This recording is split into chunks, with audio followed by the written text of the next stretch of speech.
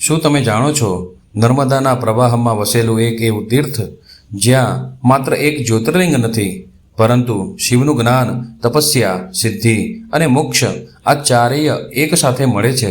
આ છે ઓમકારેશ્વર મહાદેવ. શિવપુરાણની કોટી રુદ્ર સંહિતાના અધ્યાય 18 મુજબ વિંધ્ય પર્વતે નારદજી પાસેથી મેરુ પર્વતની શ્રેષ્ઠતા સાંભળી પોતાના અહંકારને દૂર કરવા અને ભગવાન શિવને પ્રસન્ન કરવા તેણે અહીં પાર્થિવ લિંગની સ્થાપના કરી અને 6 મહિના સુધી કઠોર તપસ્યા કરી. ભગવાન શિવ પ્રસન્ન થયા અને અહીં પ્રકટ થયા અને પછી થયું આ ક્ષેત્રનું સૌથી મોટું રહસ્ય.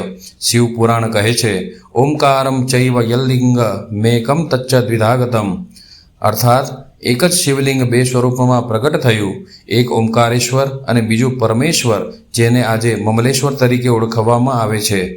ઓમકારેશ્વરનું મહાત્મ્ય અહીં પૂરું થતું નથી. આ જ પવિત્ર ભૂમિમાં આવેલી ગોવિંદ ભગવત પાદની ગુફા સાથે આદિ શંકરાચાર્યની પરંપરા જોડાયેલી છે.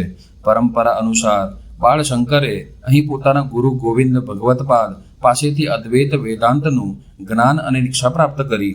આ ગુફાને આજે પણ ઓમકારેશ્વરના મહત્વપૂર્ણ આધ્યાત્મિક સ્થળોમાં ગણવામાં આવે છે અને આ માંધાતા દ્વીપની પરિક્રમામાં આવે છે. અહીંયા કેટલાક પ્રાચીન પૌરાણિક મંદિરો, તીર્થો આવેલા છે.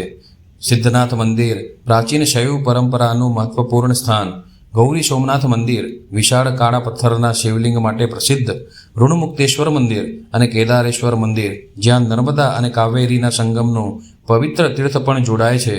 એટલે ઓમકારેશ્વર માત્ર એક મંદિર નથી, આ છે વિંધ્યની તપસ્યા, શિવનું પ્રાગટ્ય, નર્મદાની પવિત્રતા અને શંકરાચાર્યની જ્ઞાન પરંપરાનું સંગમ.